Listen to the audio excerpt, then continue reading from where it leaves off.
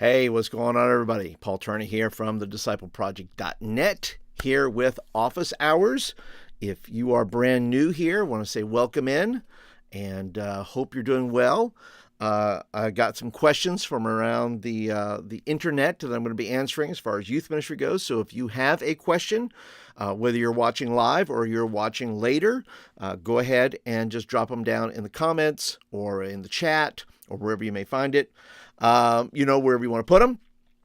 And so some interesting questions today. Before we get into that, though, if you would love if you subscribe to the channel here. If this is your first time here and you don't know what I do, like I said, I want to support youth workers. I want to support youth pastors. I write curriculum. I do have the YouTube video. I have a podcast. I got all the things because I've spent the past 30 plus years of my life ministering to young people and coaching youth workers, and that's what I want to do for you. I want to help you become the best youth worker you can be and build the kind of youth ministry you want to build that God's put on your heart. And so don't forget, go ahead and click that bell right there so you know when I go live, because that's kind of important. You want to know when I go live, right? And because then you can catch things like this. And then, of course, on Wednesday mornings, I have prayer at 8 a.m. on Wednesdays. You can always join me for that as well. And so, yeah, be sure to do all the things. Subscribe, click the bell icon, hit the like button, all the kinds of good things that we should do here on the internet, right? All right, so let's go ahead and jump into the first question here. Like I said, if you have questions, go ahead and drop them in the chat box or later on down in the comments below. Okay. All righty. Let's see here. First question is, what is the best first teen event if you are relaunching your ministry? Service or outing? Well, I think that is a good question, because I think it does matter depending on the size of your group. If you are relaunching, and let's say you have a small group, let's say you're launching and you're going to have between 5 and 10 students that you're going to have participate, I would put it out there. There's two ways, and I don't think either way is bad. You can have a service where you say, look, guys, we're going to commit to meeting on a regular basis. So, and you say, look, we're a Christian youth group. We're a youth group that wants to honor the Lord. And so if you want to have a simple service where you say, look, guys, this is what we're all about, but also a matter of getting input from them and saying, well, what do you want it to be about? Once again, they can't recreate the wheel. You're saying, look, you're putting forth that we're a Christian group, right? So the things that are important to us as believers, if you are a believer, then, maybe you'll have a small worship service. You'll have a short devotion and maybe have fellowship afterwards. Like, okay, if you want to do pizza, if you want to have tacos, something like that. So if you have 5 to 10, maybe you want, and it doesn't matter whether you have 5 to 10 or 20 or whatever you may have. But if you want to do, like I said, a beginning type of thing, especially if you're launching in the summer or maybe you're planning on launching in the fall, I think establishing the ground rules as far as your church and saying, you know what, we want a group that's going to honor the Lord, right? If you decide to say, well, we're going to do a big outreach or something like that, then that's fine too. But I think at some point you have to establish that we're here to make disciples as a church, as a youth ministry. That's the goal. That's your role. If you do an event, that's fine, but you are establishing at that point that you're an event coordinator versus saying, I'm a pastor. And if you start with a service and then have some fellowship afterwards, I think that communicates your role in their lives, saying, look, I'm a pastor. We're going to have events, but for our first event, we want to go ahead and establish who we are. And who we are as a youth ministry, as a youth group, is that we are here to honor the Lord. We're here to magnify and glorify Him. Okay? If you say, well, let's do an outing, nothing wrong with that. Why not if you say we're going to do, you can still have a Bible study at Taco Bell, at Jack's, at a restaurant. Like I said, depending on the size of your group. If you have a large group, if you have a lot of interest, nothing wrong with saying, look, we're going to go play putt-putt. We're going to go bowling, any of those things. But I would still, as part of that, still have some sort of short Bible study to say, guys, why are we having this event? Well, we're having this event because we want to have fun, but we're also trying to connect with each other. We're also trying to establish who we are. And so get feedback from them, even if it's an event, even if you're taking an outing, I would go ahead and get feedback from them, but also communicate to them your desire to say, look, guys, we're gathering together, not just to fill up your time, but so that we can become and establish a youth ministry in our community where you have friends. And if you're a believer and you want to invite other people to come in to find out who Christ is, then we want to be that group. Or you say, look, we want to be able to empower you as a student, as a believer in Jesus, to go out and to, share Christ with your friends. So it's kind of that twofold deal there. So if you're doing a first event or a relaunch or something like that, I would just keep it in context, whether you do an event or whether you do a worship service of some kind. I think you have to establish the ground rules that your role is not an event coordinator. I'm not here to coordinate events for you. I'm here to be your pastor, and I want to equip you and train you, as Scripture says, to equip you and train you to impact the kingdom, right? To do those things. Otherwise, it gets in the mindset of kids sometimes, oh, that's that guy or that girl who does that thing that we go do those things sometimes. Well, like I said, it's totally up to you, and feel free to leave me some comments down below. But I think you have to, in the world in which we live, I think the sooner you establish who you are in their lives, as far as a pastor, a discipler, an equipper, a trainer, those things, I think then they get the idea that the events are the sidebar. They're the extra. They're the cherries. They're not the actual ice cream. Okay. Does that make sense? Okay. All right. So that's question number one. Another question is best side hustles for youth pastors. And I have just a few notes here. And I've done, by the way, a number of side hustles. Okay. I am side hustling right now, right here on YouTube. I'm having a side hustle. This is my side hustle. It's not even my main thing, but I do it because my side hustle is I write curriculum. I have events. I have, not events, but I write curriculum. I create events that you can download, that you can purchase from me. And I hope that you do. I hope that you will say, look, Paul, I would love to go and purchase any of your stuff. You can go to gumroad.com/youthmenresources.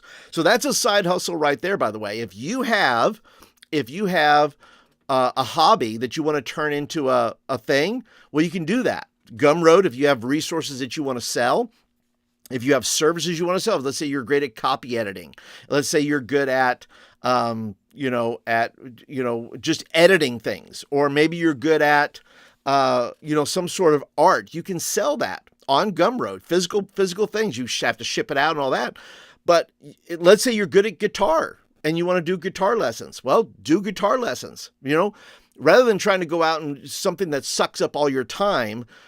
Do what's good and then establish what you're good at, and put that out there and say, hey, I'm really good at this. Or maybe you're good at carpentry and say, hey, I can fix some things. I can do a little bit of this and a little bit of that. And in your spare time, put it out there in your community.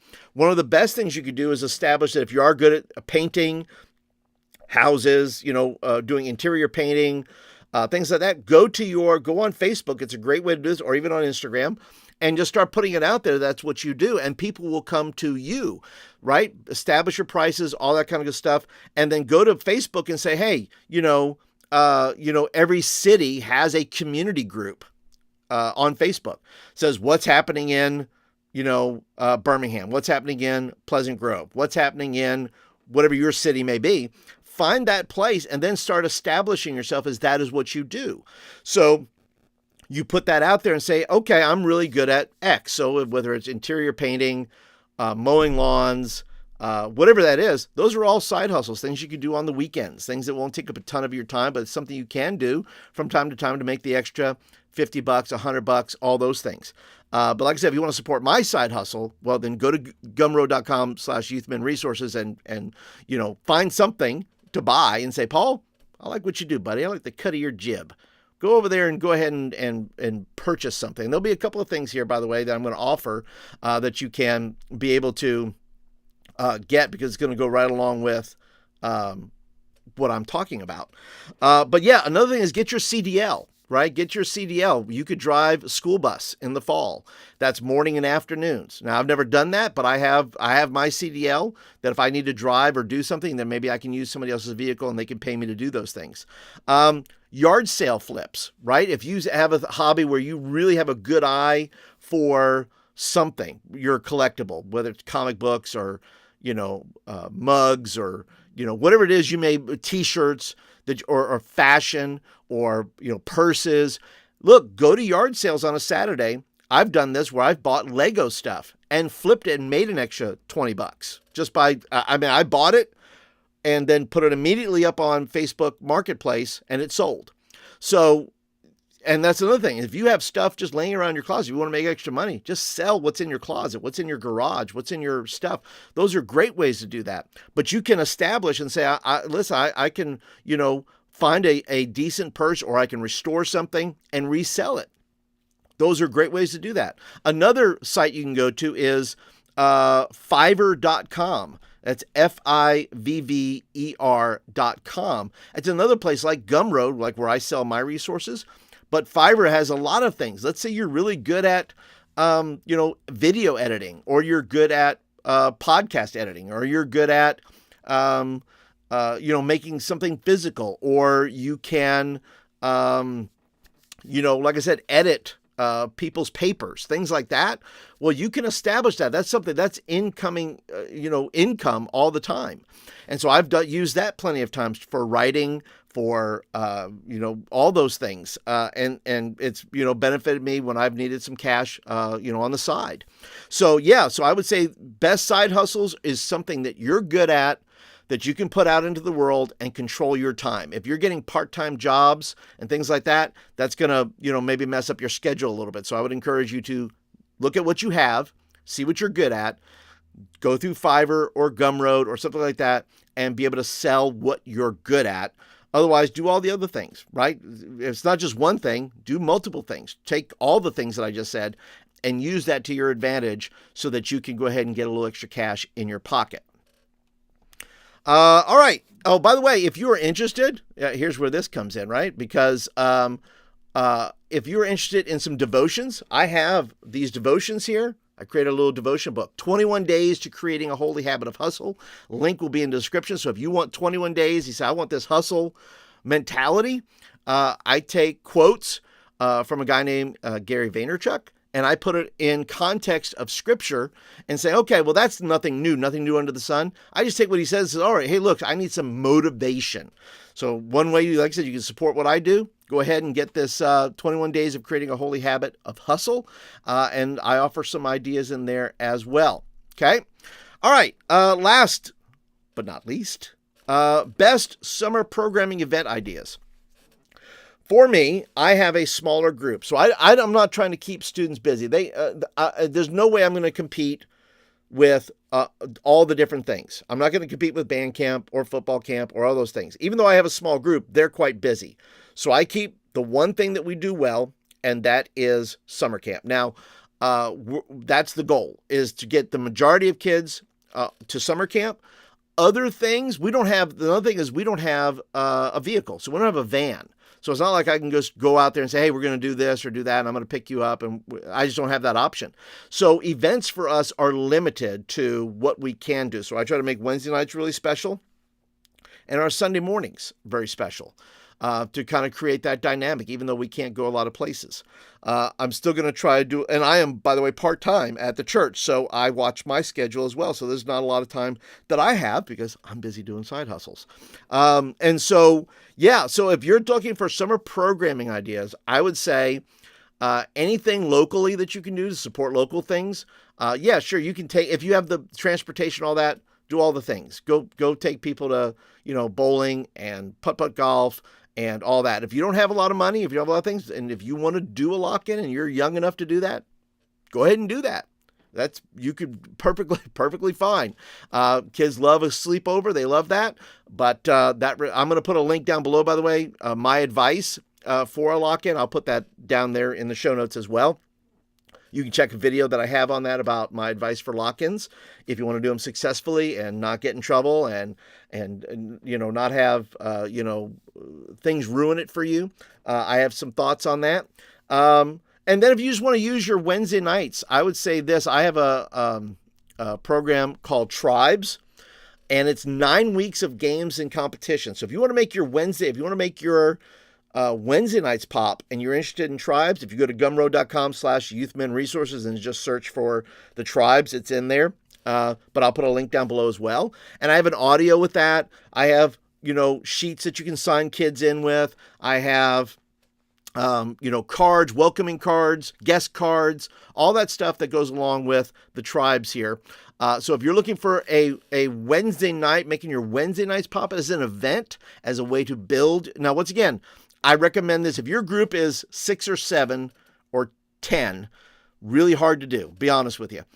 You need to have probably a dozen to 20 who are committed, that you can usually build this off of. You can, once again, 5 is just not going to do it. You have to be able to have teams. So at the minimum, if you have 12 regulars that are coming, 6 and 6, do that. That's fine. But if you're going to do it, I would recommend it for groups of 15 to 20 to do it, because if somebody doesn't show up, it makes it super difficult.